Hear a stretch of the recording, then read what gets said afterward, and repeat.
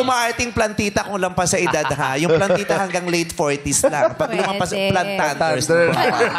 Plantan. May level pala. Yes. Ano pong pinakapaborito niyong halaman na inaalagaan? Ako po, mga bonggabilya, rose. Ay, roses. Okay yan, bong. Marami pong mga halaman Orchids ako. po. Ano po kulay ng bonggambilya, yung bulaklak? Meron pong pula, meron pong yung pusya red, mga ganon. Sir, marami po ako halaman. Puno-puno po ang bahay namin. Ang ganda, ang saya. Totoo po ba na dapat kinakausap po yung mga halaman at bulaklak? Pwede po. Kasi para pag kinakausap ko po sila, gumaganda, nagkakabulaklak. Ano po sinasabi niyo sa mga Sabi bulaklak? ko, magpaganda kayo ha, kasi kayo lang talagang aalagaan ko. Sumasagot po sila pag kinakausap niyo. Pagka po mahangin, sumasagot po yung mga...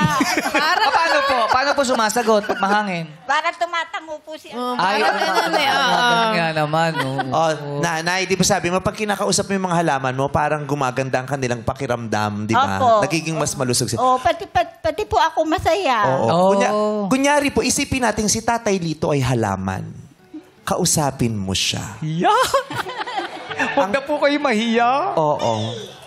Hindi ko po alam. Yung si Lito kasi ay isang halaman pero wala naman masyadong bunga. Isa na lang siyang ugat ngayon. At least matibay na ugat yan, Oo, isa siyang ugat.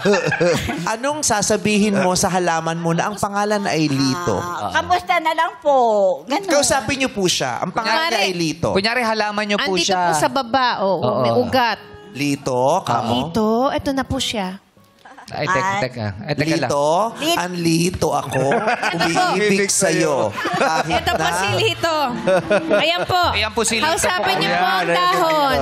Kakausapin niyo po si Opo. Lito. Sabi niyo, Lito, Lito. Lito sa puso ko. Dito sa puso ko. Ay, di ba? Ano po gusto? Lito ba? Lito ba? Ay, Lito ba? Dito Oh, kita Lito ang ba? makausap. Parang gano'n, mag-usap tayo para magkakilala. Sige, kausapin niyo po siya. Huwag niyo po Sabi niyo ikwento. po. Kausapin niyo na actual. Hello, Lito. Hello, Lito. Kamusta ka na? Ano? Sige, okay na. Kahit ano po. Ha?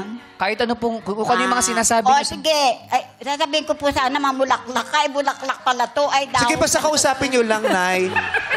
Kausapin niyo lang po. Opo.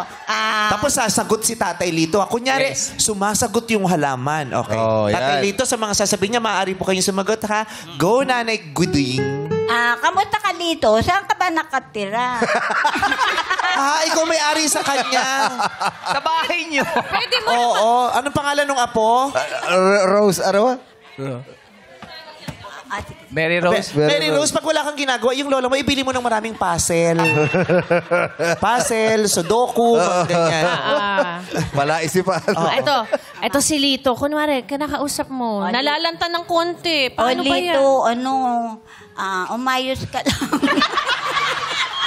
Sasagot yung halaman. Sumagot ka, tatay. Umayos ka daw, Tatay ha? Lito. At kasi kinakausap kita, intindihin mo naman ako, napapagod na ako eh. Sumagot, Tatay Lito. Ay, no. Di nga kita maintindihan. Bakit? Ano ba ang dapat kong ayusin? Ako naman ayos na ayos. Sagutin niyo po, Nanay Guding. Ayos na ayos daw po siya. Bakit siya mag-aayos? Okay lang, maganda kung maayos ka.